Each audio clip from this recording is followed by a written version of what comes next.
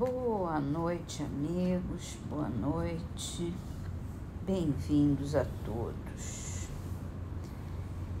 Livro Agenda Cristã, de André Luiz. Consulte o bem. A criatura vacilante e frágil espera que suas forças, tanto quanto as dela, sejam quebradiças.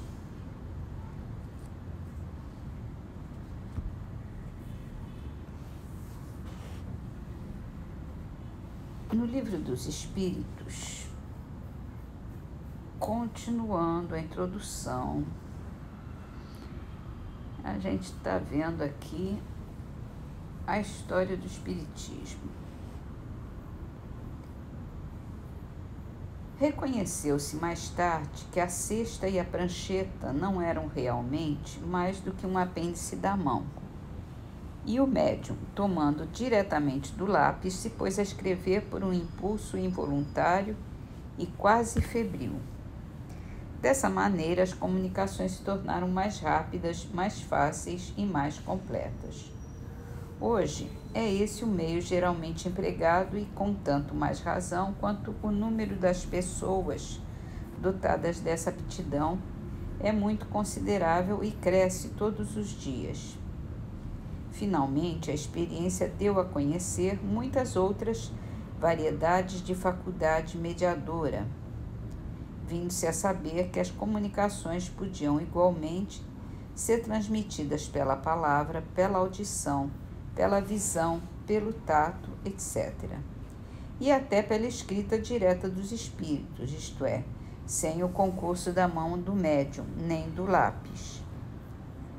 Obtido o fato, restava comprovar um ponto essencial: o papel do médium nas respostas e a parte que mecânica e moralmente pode ter nelas. Duas circunstâncias capitais que não escapariam a um observador atento tornam possível se resolver a questão. A primeira consiste no modo pelo qual a cesta se move sob a influência do médium, apenas lhe impondo os dedos sobre os bordos. O exame do fato demonstra a impossibilidade de o médium imprimir uma direção qualquer ao movimento daquele objeto. Essa impossibilidade se patenteia, sobretudo, quando duas ou três pessoas colocam juntamente as mãos sobre a cesta. Fora preciso entre elas uma concordância verdadeiramente fenomenal de movimentos. Seria preciso, além disso, a concordância de pensamentos para que pudessem estar de acordo quanto à resposta a dar à questão formulada. Outro fato não menos singular ainda vem aumentar a dificuldade. É a mudança radical da caligrafia conforme o espírito que se manifesta, reproduzindo-se de um determinado espírito todas as vezes que ele volta a escrever. Seria necessário, assim, que o médium se houvesse exercitado em dar à sua própria caligrafia 20 formas diferentes e, principalmente, que pudesse se lembrar da que corresponde a tal ou tal espírito.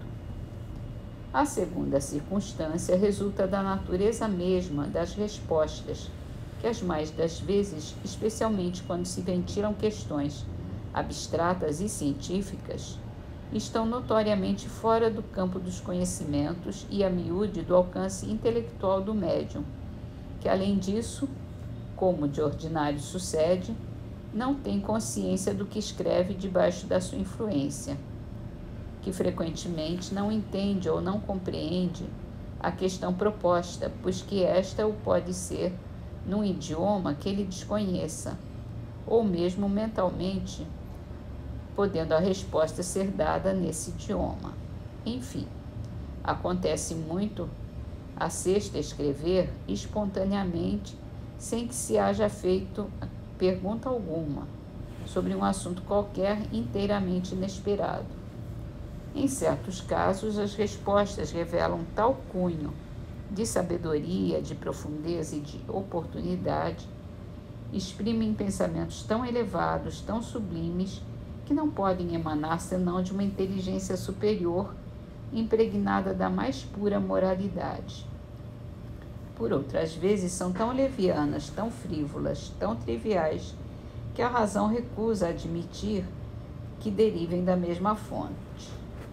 Tal diversidade de linguagem não se pode explicar senão pela diversidade das inteligências que se manifestam.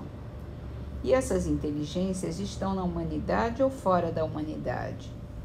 Este é o ponto a se esclarecer e cuja explicação se encontrará completa nessa obra, como a deram os próprios espíritos. Eis, pois, efeitos patentes que se produzem fora do círculo habitual das nossas observações, que não ocorrem misteriosamente, mas ao contrário, à luz meridiana que toda a gente pode ver e comprovar, que não constituem privilégio de um único indivíduo e que milhares de pessoas repetem todos os dias. Esses efeitos têm necessariamente uma causa, e do momento que detonam a ação de uma inteligência e de uma vontade, saem do domínio puramente físico. Muitas teorias foram engendradas a esse respeito. Nós as examinaremos dentro em pouco e veremos se são capazes de oferecer a explicação de todos os fatos que se observam. Admitamos, enquanto não chegamos até lá, a existência de seres distintos dos humanos, pois que esta é a explicação ministrada pelas inteligências que se manifestam, e vejamos o que eles nos dizem. Muito bem. Já foi um bom passo adiante mesmo. Terminamos então as nossas leituras com a poesia de Jorge Faleiros, do livro Poetas Redivivos. É uma coletânea de poesias psicografada por Chico Xavier. Saudade vazia. Desde muito chorava o belo filho morto num desastre de mar, em suntuoso falucho.